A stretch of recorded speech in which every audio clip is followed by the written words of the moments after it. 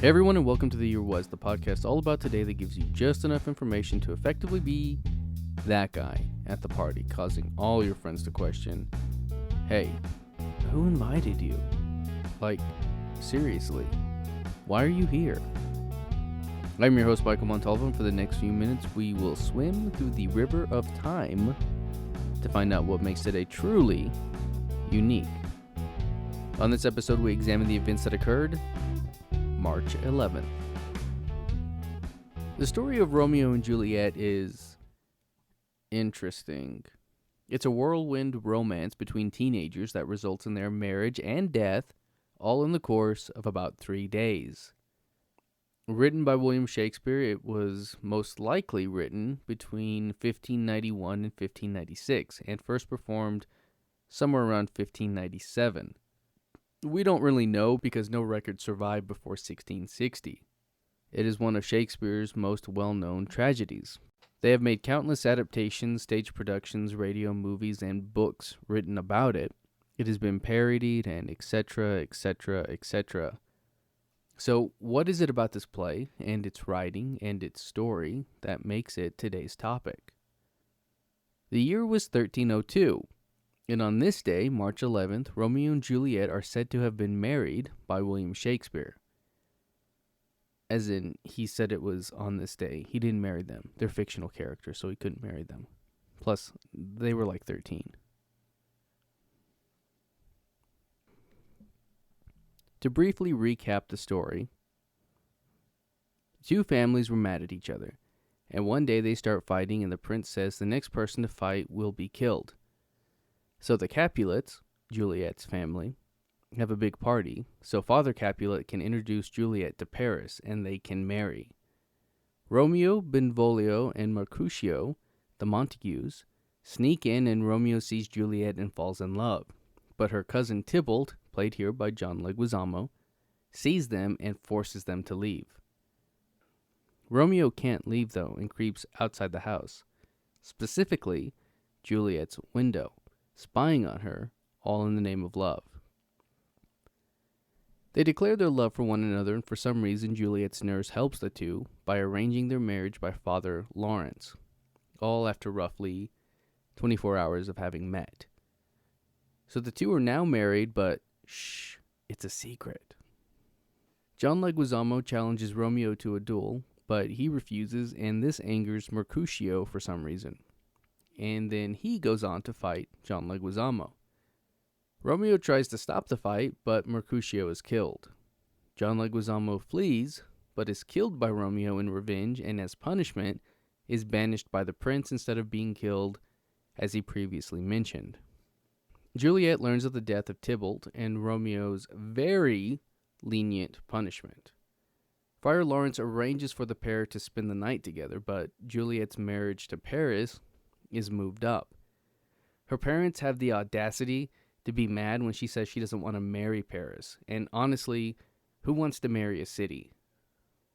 Juliet asks Friar Lawrence for a sleeping potion, poison, which he gives her, which she takes and appears to be dead. A message is sent to Romeo, but the plague is in Verona, where the play is set. I forgot to mention that part. And so he never receives it. Eventually, upon hearing of her death, he returns, goes to the tomb, and kills Paris, who is there grieving like a sane person would. He then drinks poison, real poison, and dies. That's when Juliet decides to wake up and is all, whoopsie. She takes a dagger and stabs herself, killing herself, all for a guy she just met. The prince, the friar, and the Capulets, and Romeo's father all enter to see what their fighting has done and vow to erect a statue in honor of the memory of the titular characters. The lesson here? I don't know. Don't rush into things. But that's being a teenager, I guess. Romeo and Juliet was popular in its day, and really still is. It was designed to be performed in daylight with minimal sets and props, and because of that, the audience was forced to focus more on the words being said. Despite this, up until the mid-1600s, it was performed only rarely, and when it was performed, it was changed quite a bit. In fact, at one point, it was renamed The History of Caius Marius, the setting was changed to ancient Rome, and the leads renamed Marius and Lavinia. This version also placed greater importance on the politics of the story instead of the love. Around 1744, it was restored to its more original form.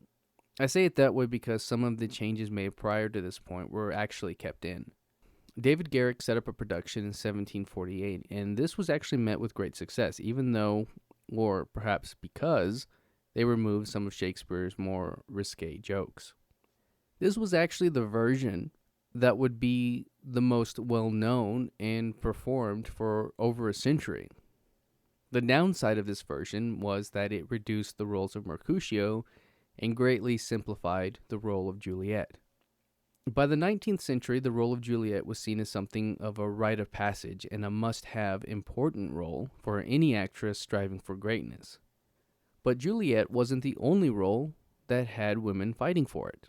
In a move that was the opposite of the all-male cast of yesterday, women now began playing the role of Romeo during this time. The Royal Shakespeare Company claims that the most successful of these were Americans Charlotte Cushman and her sister. By the time the play reached the 20th century, it would see itself as a musical, with many composers tackling the project, including that of Tchaikovsky, and was making its way towards film.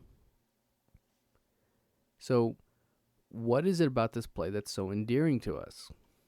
Perhaps it's because it's all about love. I think most people want to believe in love and hold out hope for it. It's an emotion that can overpower us and fuel us, much as anything else.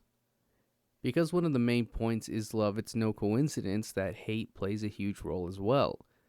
It's the opposing force and the fuel that drives Tybalt against Romeo. The biggest argument for the play's longevity, however, is something a bit simpler. It is typically a person's first exposure to Shakespeare, and is arguably seen as the easiest to read. But was it Shakespeare who wrote it? Like anything Shakespeare-related, there is some debate as to whether or not he actually wrote it. In 1476, Masuccio Salernitano, pronunciation was terrible on that, had his work Il Novello published after his death, and in the 33rd chapter it tells the story of Mariotto and Giannozza, two lovers from feuding families who, with the help of a friar, secretly marry before Mariotto kills a nobleman and is forced to flee.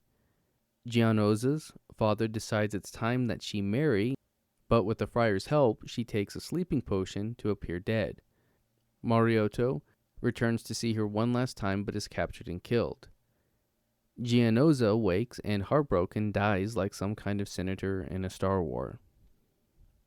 Now, these two are certainly very similar, but was enough changed to say that they are separate works. Reusing ideas is nothing new and is still in practice today. People make careers out of it. The Lion King is nothing more than one of Shakespeare's other works, Hamlet, as well as Kimba the White Lion. And if you really want to see the Disney version of Romeo and Juliet, you only need to watch The Lion King 2, Simba's Pride. Simba's Pride is both his group of lions and his daughter. It's kind of a play on words. So it turns out Romeo and Juliet may be nothing more than the modern equivalent of sampling a track or writing some fan fiction reserved only for Friday. People reuse stories because it's a safe bet to work with established properties or characters, but by finding a way to update and modernize these stories, we find new ways to share them and keep them alive. There was most certainly a version of Romeo and Juliet before Shakespeare, but we remember the Shakespeare version because it is the most reproduced. And that's going to do it for us today.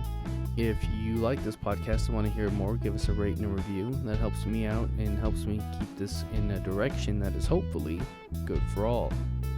If you're watching this on YouTube, you can find the audio version on your podcast app of choice. You can find me on social media and at YouTube at the Apple Cider Club. And as always, I want to thank the Tim Kreitz Band for our musical theme and to thank you for listening. We'll see you next time.